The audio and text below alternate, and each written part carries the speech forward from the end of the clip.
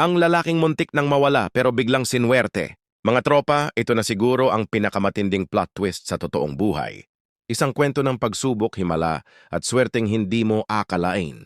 Si Bill Morgan, isang truck driver sa Australia, ay naaksidente noong 1999. Dinala siya sa ospital at binigyan ng gamot na nagdulot ng matinding reaksyon at dito na nagsimula ang hindi inaasahan. Tumigil ang tibok ng puso niya ng 14 minuto. Idineklara siyang wala na pero sa hindi maipaliwanag na dahilan, nagising siya makalipas ang 12 araw. Walang damage, walang kahit anong permanenteng epekto, isang milagro. Dahil sa pangalawang pagkakataon sa buhay, naisip niyang subukan ng suwerte. Bumili siya ng scratch ticket at boom, nanalo ng brand new car.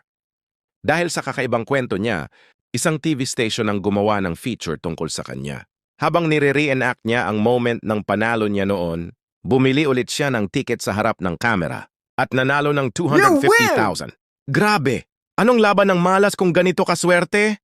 Ngayon masaya na siyang namumuhay kasama ang kanyang pamilya at syempre, never na siyang nagrereklamo sa buhay. Minsan kung feeling mo wala ng pag-asa, baka may paparating na swerte na hindi mo inaasahan. Kaya kapit lang. Malay mo, ikaw na ang susunod na Bill Morgan. Kung na-inspire ka sa kwentong to, i-share mo para dumapo rin sa'yo ang good vibes.